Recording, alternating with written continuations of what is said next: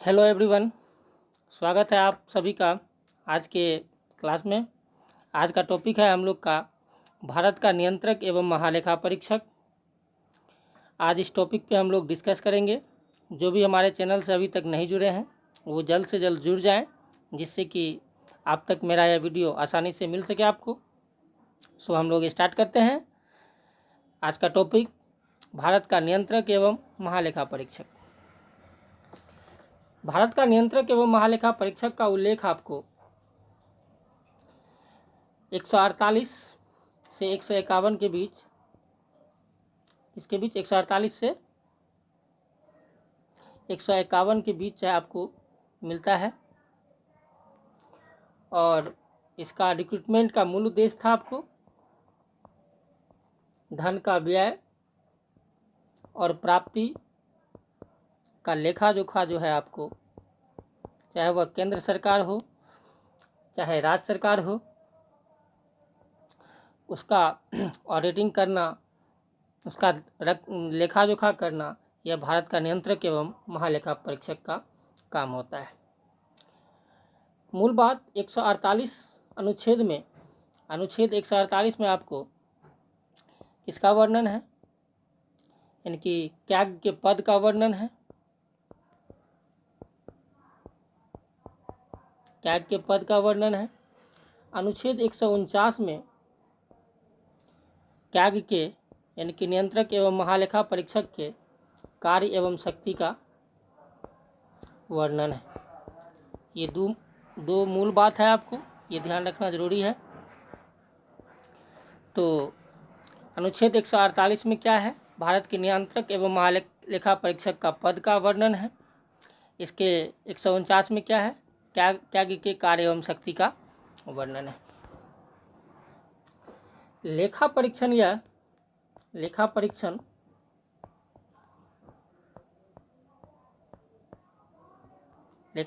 यह किसका करता है, केंद्र एवं राज्य दोनों का करता है। यानी कि आय या व्यय का जो है आपको ऑडिटिंग कौन करता है और उसका हेड कौन करता है, उसका हेड कौन होता है, तो वह आपको नियंत्रक एवं महालेखा परीक्षक यानी कि त्यागी होता है। सार्वजनिक धन लोकहित का संरक्षक, इसको संरक्षक कहा जाता है। और यानी कि सार्वजनिक धन, इसको सार्वजनिक धन की लोकहित का संरक्षक कहा जाता है। लोकहित का संरक्षक कहा जाता है। बी आर अम्बेडकर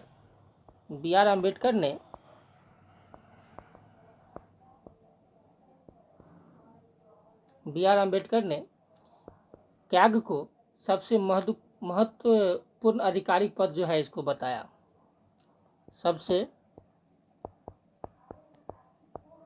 महत्वपूर्ण अधिकारी पद जो है किसको बताया था, तो त्याग को। ठीक है। लेखा परीक्षण आपको केंद्र या राज्य का हेड कौन होता है, तो वह आपको भारत का नियंत्रक एवं महालेखा परीक्षक होता है। सार्वजनिक धन मतलब इसको लोकहित का संरक्षक कहा जाता है। बी आर अम्बेडकर जो है आपको सबसे महत्वपूर्ण अधिकारी पद जो है किसको बताया था, यह आपको त्याग को बताया था। इसका नियुक्ति किसके द्वारा होता है, इसका नियुक्ति जो है आपको इनकी नियंत्रक एवं महालेखा परीक्षक का नियुक्ति होता है आपको राष्ट्रपति के द्वारा। किसके द्वारा होता है, तो राष्ट्रपति के द्वारा। और शपथ किसके समक्ष होता है, शपथ भी आपको राष्ट्रपति के ही समक्ष होता है। ठीक है।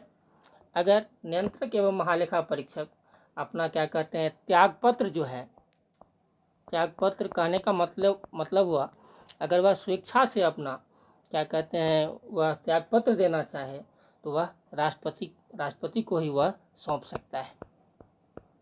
यह तीनों बात ध्यान रखना है। नियुक्ति कौन करवाता है, उसका रिक्रूटमेंट कौन करवाता है, तो वह आपको राष्ट्रपति ही करवाता है।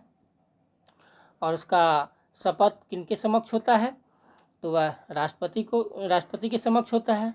वह अपना त्यागपत्र अपना अगर स्वेच्छा से देना चाहे तो वह किनके समक्ष पेश कर सकता है, तो वह राष्ट्रपति के समक्ष राष्ट्रपति के समक्ष पेश कर सकता है। अब उनका ये क्वेश्चन उठता है, जो कार्यकाल क्या होता है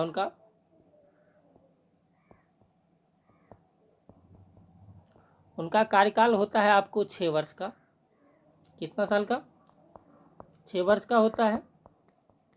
या आपको 65 वर्ष की आयु या 65 वर्ष की आयु तक जो पहले हो, लेकिन चाहे तो उनका एज कितना होना चाहिए, 6 वर्ष तक का कार्यकाल रहता है उनका, चाहे 65 वर्ष तक का। एग्जाम्पल ले लीजिए, मान लीजिए किसी का एज है आपको 50 साल है एज है, तो वह रिटायर जो है आपको 56 के एज में हो जाएंगे। ठीक है। यदि किसी का एज आपको 60 है तो वह क्या कहते हैं, वह 66 साल तक कर सकता है? नहीं कर सकता है। तो उसको रिटायर तो कितना में होना पड़ेगा, 65 वर्ष की आयु में, यानी कि 5 वर्ष से उनका कार्यकाल इस पे रहेगा। ठीक है। नेक्स्ट पढ़ते हैं। और सबसे महत्वपूर्ण बात, उनको हटाने की प्रक्रिया जो है आपको, वह क्या है? हटाने की प्रक्रिया है आपको जो क्या कहते हैं, उसे असमर्थता होगा। असमर्थता या कदाचार के काम में कोई अगर वह पाए जाते हैं, संलिप्त पाए जाते हैं, तो उस स्थिति में उसको क्या कहते हैं, हटाया जा सकता है। और उसको हटाने की प्रक्रिया जो है आपको सुप्रीम कोर्ट, इनकी सर्वोच्च न्यायालय के समान ही आपको सुप्रीम कोर्ट के न्यायाधीश को हटाने के लिए जो अपनाया जाता है, प्रक्रिया अपनाया जाता है, वही प्रक्रिया का क्या कहते हैं आपको, भारत के नियंत्रक एवं महालेखा परीक्षक का भी उसमें लागू होगा, के लिए जो अपनाया जाता है। यानी कि सांसद में क्या कहते हैं आपको, लोकसभा एवं राज्यसभा में पेश कर क्या कहते हैं आपको, राष्ट्रपति के हस्ताक्षर द्वारा जो है,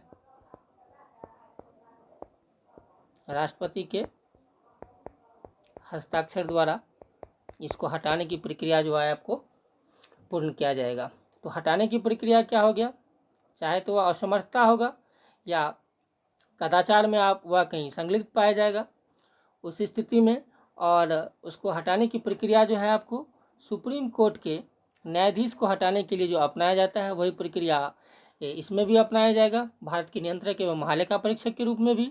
और संसद में क्या कहते हैं आपको, लोकसभा एवं राज्यसभा में पेश किया जाता है, और राष्ट्रपति के हस्ताक्षर के द्वारा यह प्रक्रिया पूर्ण किया जाएगा। सबसे मूल बात, इसका कार्य एवं शक्ति के बारे में हम लोग पढ़ेंगे। कार्य एवं शक्ति नियंत्रक एवं महालेखा परीक्षक का कार्य एवं शक्ति के रूप में, तो यह मुख्य लेखा परीक्षक के रूप में, या आपको मुख्य लेखा परीक्षक के रूप में पहला कार्य क्या हो गया, मुख्य लेखा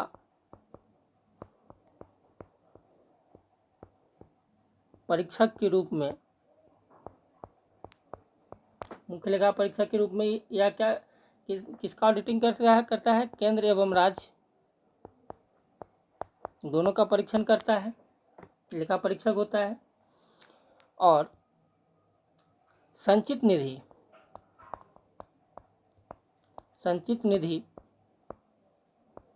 आकस्मिक निधि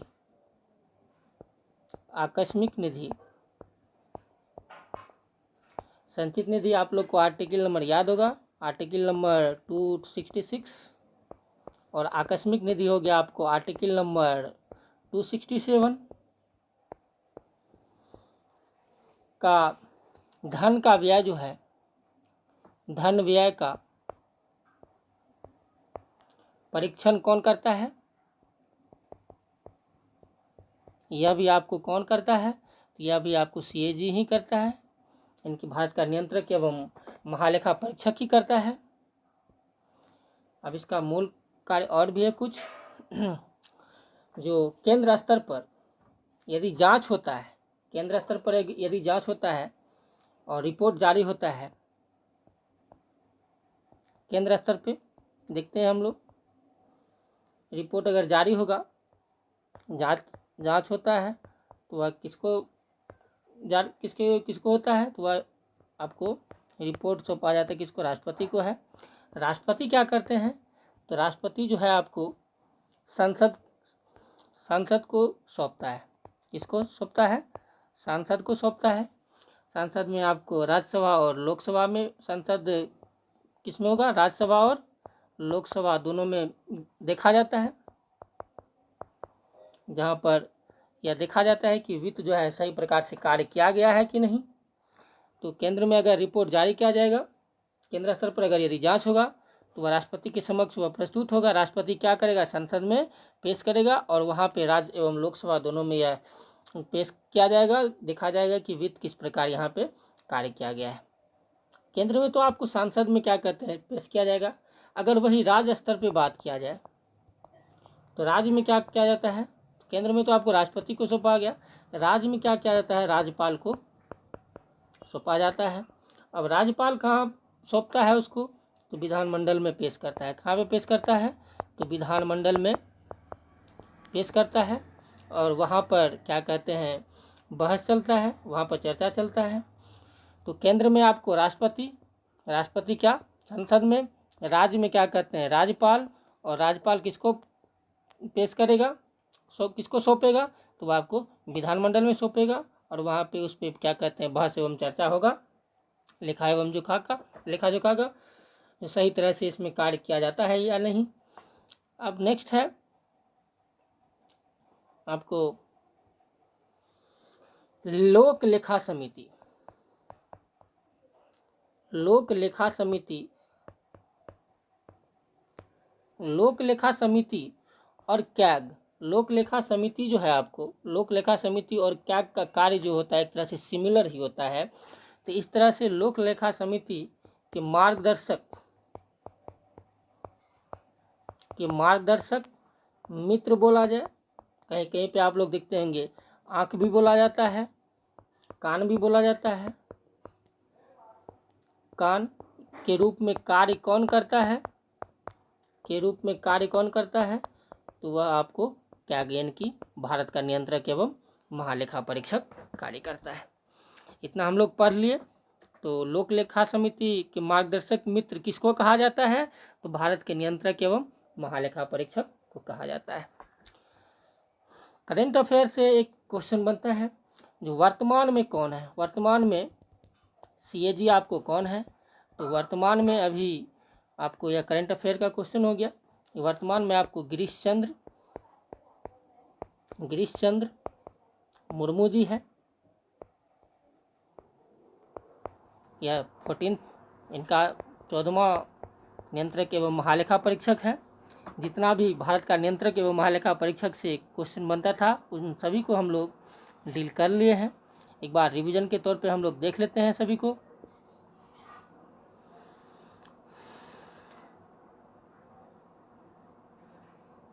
भारत का नियंत्रक एवं महालेखा परीक्षक का वर्णन जो है आपको अनुच्छेद 148 एवं 151 के बीच मिलता है। इसका मूल उद्देश्य इसका रिक्रूटमेंट का, इसके धन का व्यय एवं प्राप्ति का लेखा जोखा जो है आपको क्या कहते हैं, कैग के द्वारा ही किया जाता है। अनुच्छेद 148 में आपको कैग के पद का वर्णन है, 149 में उसके कार्य एवं शक्ति का वर्णन है। नेक्स्ट पढ़े हैं हम लोग, उसका लेखा परीक्षण जो है या केंद्र एवं राज्य दोनों का हेड होता है कौन, तो यह आपको CAG होता है, यानी कि नियंत्रक एवं महालेखा परीक्षक। सार्वजनिक धन लोकहित का संरक्षक इसको कहा जाता है। BR अम्बेडकर जो है इसको कैग को सबसे महत्वपूर्ण अधिकारी पद बताया था। नेक्स्ट हम लोग पढ़े इसका नियुक्ति कौन करता है। तो इसका नियुक्ति आपको राष्ट्रपति करता है। इसका नियुक्ति कौन करता है, तो राष्ट्रपति। शपथ भी राष्ट्रपति। अगर वह स्वेच्छा से अपना त्यागपत्र देना चाहे तो वह राष्ट्रपति के समक्ष ही अपना त्यागपत्र दे सकता है। और इसका कार्यकाल जो है आपको कितने वर्ष का, कार्यकाल भी आपको 6 वर्ष का और 65 वर्ष की आयु तक जो पहले हो। अगर किसी का, मान लीजिए अभी हम उदाहरण दिए थे, किसी का उम्र अगर 50 साल है तो 56 साल की आयु में वह क्या हो जाएंगे, वह रिटायर्ड हो जाएंगे। अगर 60 साल उनका एज है, 60 साल की एज में वह क्या कहते हैं, योगदान दिए हैं, क्या वह 66 में क्या कहते हैं रिटायर्ड कर सकते हैं, नहीं, उसको 1 वर्ष पहले ही आपको क्या कहते हैं रिटायर्ड होना पड़ेगा। नेक्स्ट पढ़े हम लोग उसको हटाने की प्रक्रिया क्या है। तो वह असमर्थ होगा उसमें, उसके लिए चाहे वह क्या कहते हैं कदाचार में संलिप्त पाए जाते हैं, उस स्थिति में सुप्रीम कोर्ट के न्यायाधीश के को हटाने के लिए जो प्रक्रिया अपनाया जाता है वही प्रक्रिया का क्या कहते हैं नियंत्रक एवं महालेखा परीक्षक के लिए भी अपनाया जाएगा। संसद में क्या कहते हैं लोकसभा एवं राज्यसभा में क्या कहते हैं दोनों को पेश किया जाता है और राष्ट्रपति के हस्ताक्षर के द्वारा यह क्या कहते हैं इस कार्य को पूर्ण किया जाएगा। नेक्स्ट हम लोग पढ़े हैं इसका कार्य एवं शक्ति पढ़े हैं। कार्य एवं शक्ति में क्या पढ़े हैं, मुख्य लेखा परीक्षक के रूप में यह दोनों का लेखा जोखा देखता है, केंद्र एवं राज्य दोनों का। संचित निधि आर्टिकल नंबर 266 हम लोग पढ़े हैं पहले भी। आकस्मिक निधि आर्टिकल नंबर 267। धन व्यय का परीक्षक के रूप में इस दोनों का कौन करता है, तो वह आपको त्याग ही करता है। नेक्स्ट हम लोग क्या पढ़े हैं, नेक्स्ट केंद्र में रिपोर्ट अगर जारी किया जाएगा उसका जांच बैठाया जाएगा तो वह किसको, राष्ट्रपति को सौंपा जाएगा। राष्ट्रपति क्या करेगा, राष्ट्रपति कहाँ पे पेश करेगा,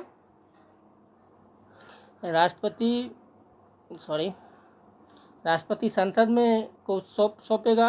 संसद में क्या कहते हैं राज्य एवं लोकसभा दोनों में यह देखा जाएगा कि सही से काम किया जा रहा है कि नहीं, सही से कोई भी वर्क हो रहा है कि नहीं। राज्य में क्या कहते हैं, राज्य क्या करता है, केंद्र आपको राष्ट्रपति के पास, राष्ट्रपति संसद में, और राज्य में आपको राज्यपाल, और राज्यपाल क्या कहाँ पे सौंपेगा, तो विधानमंडल में, जहाँ पे बहस होगा, चर्चा होगा। ठीक है, अब है नेक्स्ट लास्ट में लोक लेखा समिति। लोक लेखा समिति जो है इस कैग का क्या बोला जाता है, तो कैग का आपको मार्गदर्शक मित्र बोला जाता है इसको। वर्तमान में आपको CAG यानी कि कैग कौन है, नियंत्रक एवं महालेखा परीक्षक, तो गिरीश चंद्र मुर्मू जी है। इसका क्रम है 14th। आज का क्लास यहीं पे ख़त्म होता है। नेक्स्ट वीडियो में हम लोग फिर मिलते हैं कोई नए वीडियो के साथ। आप लोग किसी तरह साथ बने रहें।